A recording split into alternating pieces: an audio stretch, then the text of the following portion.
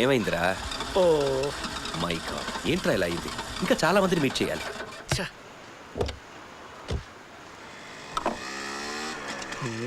ఏం అర్థం కావట్లేదు. రే జాగ్రత్త, చూసుకో.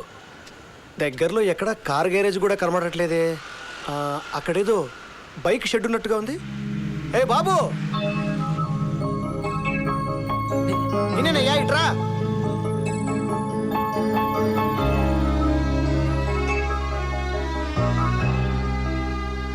డాడీ,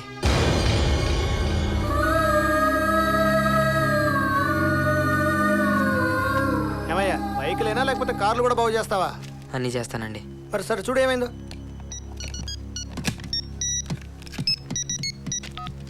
హలో, సుబ్రహ్మణ్యం చెప్పు. వచ్చారా వాళ్ళు?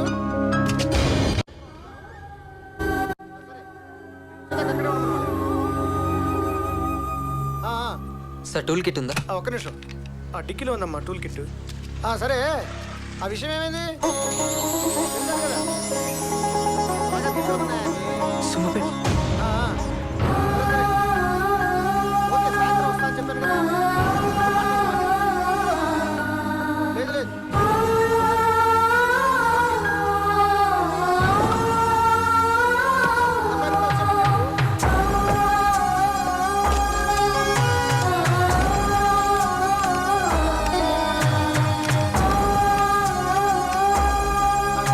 ఒకసారి స్టార్ట్ చేయండి సార్. స్టార్ట్ చేయండి. వచ్చేస్తాను. నేను మళ్ళీ నీకు ఫోన్ చేస్తాను.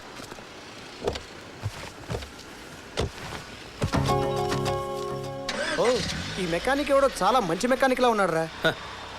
మంచి మెకానిక్, చెడ్డ మెకానిక్ అని ఉండరు. మెకానిక్ మెకానికే. ఎంత ఇమ్మంటావా? పర్లేదు సార్, చిన్న పని. అంటే ఫ్రీ సర్వీసా? అబ్బాయి లేదు సార్, కొంతమంది దగ్గర పని చేసి డబ్బులు తీసుకుంటాం, కొంతమంది దగ్గర పని చేసి రుణం తీర్చుకుంటాం సార్. అర్థం కాదా? సార్కి అర్థమైంది.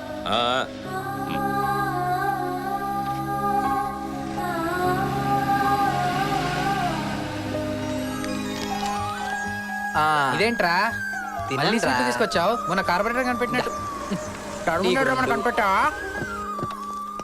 ఇది ఇచ్చే బదులు ఒక క్వార్టర్ ఇవ్వచ్చు కదా.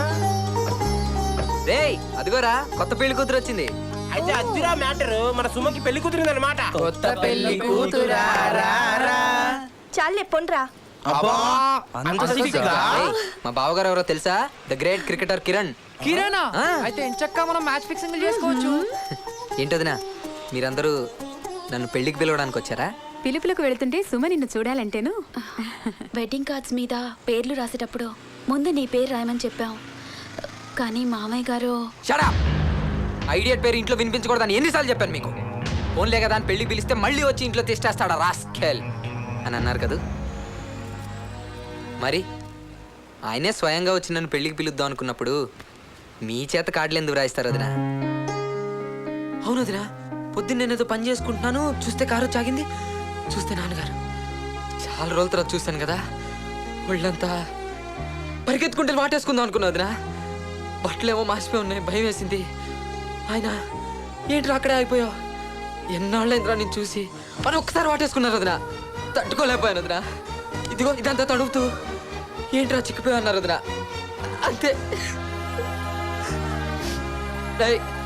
నీ చెల్లెలు పెళ్ళి మొత్తం నువ్వే చూసుకోవాలి, రా బయలుదేరా అన్నారు వదినా. ఏంటి నమ్మట్లేదా? అయ్యో, ఇదిగో నాన్నగారే తన స్వస్థాలతో రాసిన ఆహ్వాన పత్రిక.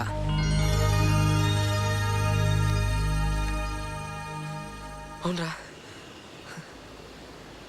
అన్నయ్య, నీ రైటింగ్ నాకు తెలుసురా. ఇది నువ్వే రాసుకున్నావు కదూ?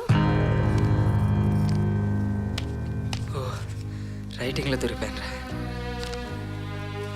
అంటే నాన్నగారు నిజంగా వచ్చారు వదినా, కానీ నా దగ్గర రాలా, ఆ ఇంటికి వచ్చారు. నన్ను చూశారు కూడా. డాడీ అని పలకరించకపోతే నీకు అర్హత లేదన్నట్టు చూశారు వదినా. పరాయి వాడిని పిలవడానికి వచ్చిన నాన్న నన్ను ఓ పరాయి వాడు అనుకొని కారులోంచి ఒక కాటు పాంప్లెట్ లాగేసిరా కళ్ళ కత్తుకుని తీసుకునేవాడిగా. కానీ నీకు ఈ పెళ్ళికి ఎటువంటి సంబంధం లేనన్నట్టు చూసారు వదినా. నేను చెడ్డవాడిని, కానీ నేను ఆయన కొడుకునేగా మనిషినేగా